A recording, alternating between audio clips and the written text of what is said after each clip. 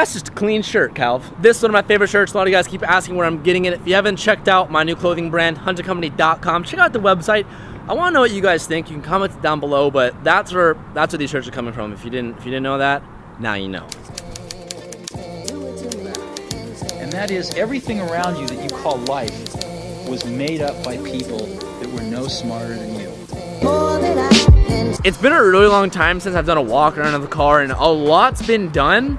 So this is technically a mod list, and I'm gonna walk around the car and show you guys everything and try to answer all the common questions that I normally get. Before I continue and start this video, I want to let you guys know now that there's an app that I'm putting a post on. It's called Amino Garage. I'm gonna do my best to put a full build list of their car. So if there's anything that I don't cover exactly, or you wanna read a little more in depth, or you wanna ask me personally about something, go to the Amino App Garage and search my name, and I'll do my best to answer it. So I'm just gonna address the elephant in the room, because I know a lot of you may love or hate the amount of stickers that are on the car right now. It was for the meetup that we did. It was a big show, and since my car was featured in the show, it's what happens. Your car gets stickered up with sponsors and all that fun stuff. I happen to kind of like it. I know a lot of people are gonna hate it, but that's the great thing. It's not your car, it's my car, so I'm leaving it on there for now. The first thing I want to start with is like the biggest mod that has happened on the channel, and it's my favorite mod of the car, and that is the Edelbrock Supercharger kit. The reason why it looks like it has like the shell is the manifold comes over the blower, and the blower sits under. Typically it's reversed, and the blower's on top, and the manifold's underneath. But with the Edelbrock kit, this is the way it sits. There's a bunch of room down in the engine bay now. Like, you could fit a fetus down here. There's a bunch of room, and all the pulleys are exposed. It's great. And also we have all of Delicious Tuning flex fuels and their double D module setup. That's awesome. Currently right now the car is making just under 300 wheel. We're gonna do an exact dyno on everything once the car is on E85. The car is not on E85 right now because the moment we do that, we'll be making about 350 wheel. At that point the clutch will completely slip. Where I am right now, the clutch is all right. I'm not having any issues with it, but the moment I go any higher, I'm gonna have a lot of issues. The next thing that is coming, and actually should be here fairly soon, is a new clutch, injectors, and a fuel pump. Another super new model we have on the car is the Aeroflow front splitter. I think it looks really good. So the wheels that we have on the car are ambit wheels. A lot of you guys know I have been running ambit wheels for as long as I've had this car. These are the RT8s in the matte bronze finish. They're releasing some flow forms here soon, and when those come out, you already know I'm gonna have those on my car, so I'm very excited for that. If you don't know about ambit wheels, to check them out, you can use my discount code TJ_Hunt for 50 bucks off of any set of rims. You're welcome, bros. What we have wrapped on these rims are Super Sports. I think we're, 245, 35, 18. I absolutely love them. My biggest concern, if you've been here for a while, is, I was scared about how they would react in the rain, but they are so good in the rain. It's amazing. I had Imbos before this. These are way better than Imbos. So I absolutely love the tires. The amazing carbon fiber trunk by Sabon. A lot of people ask what this lip is. This lip is not from Sabon. I don't know who the lip's even by. I got it off of Mod Bargains, but apparently a lot of people are saying that the lip is sold out and they don't even sell it anymore. So I don't know where to get the lip. Don't ask me. I have no idea. Throwing it back to the Torque Up Miley. If you've been on this channel for a while, I have it on my original trunk and I threw it back on there for the meet just for good old times. Tom's taillights. These are the USA approved ones, and I think this is just the red one. I'm getting condensation in them, which is a really big bummer, but I am getting condensation in them, and the whole point of getting them was to get rid of the stock condensation in the original taillights. You can't see it, but I have Tine, however you want to pronounce it, coilovers on the car. I love them. They're a really good bang for your buck. I have no issues with them. I have no complaints about them. I think they're really good for daily. That's a big question I get, is how do I like them after having them all this time? No complaints. Absolutely love them.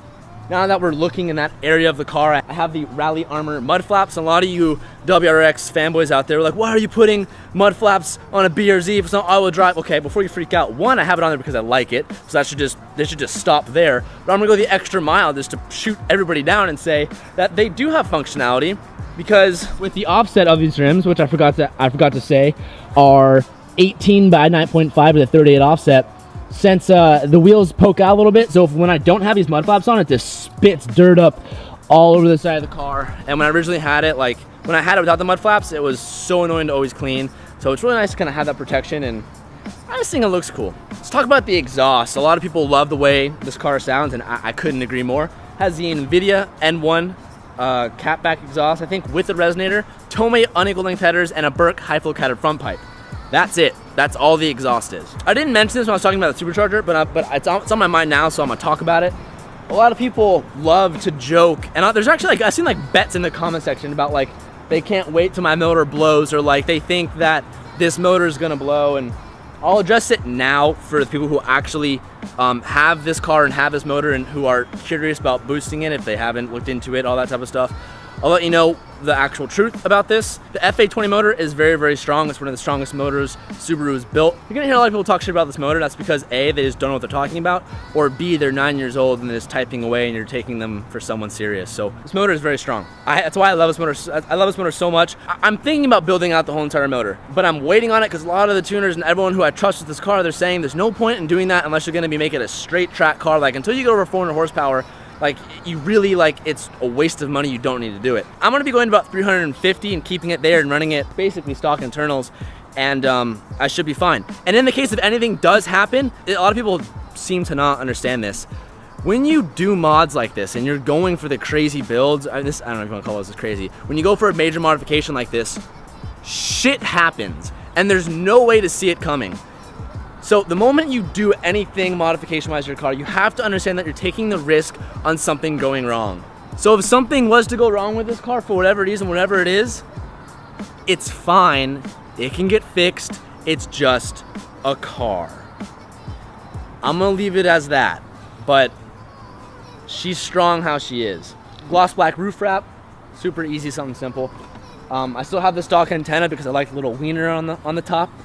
You gotta keep that. On the inside here, we have the flossy shift knob. It's the heavyweight. It sits lower than the normal shift knob, so it's phenomenal when driving it, and it makes the car feel amazing. I don't know how well you can see it, but I have the OEM subwoofer and stereo kit in this car. It is amazing. I absolutely adore this kit.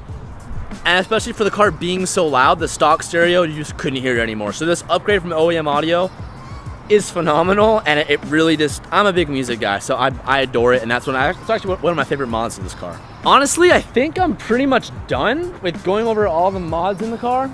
Like I said, if I did miss anything, you're probably gonna see it on Amino Garage. Be sure to check out that app and search TJ Hunt. If you search that, you'll get the full mod list and a little more in depth. And I'm gonna try to answer all the comments from there to mediate, because there's just too many comments on the videos for me to see everything, so I'm gonna do my best to see it there. Brakes are coming soon. I haven't gotten brakes yet, but that's something I need after supercharging the car. I need bigger brakes. It's coming soon. Thank y'all so much for watching, and as always, I will catch you next time. Peace out and keep moving forward.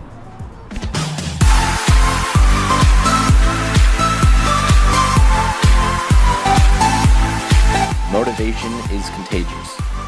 Hang out with those who inspire you and strive not to be like them, but only a better version of yourself. You will learn that there is a difference between alone and lonely.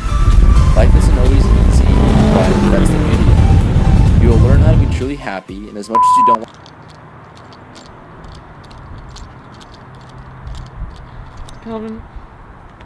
Calvin what? Fuck out of here, bitch.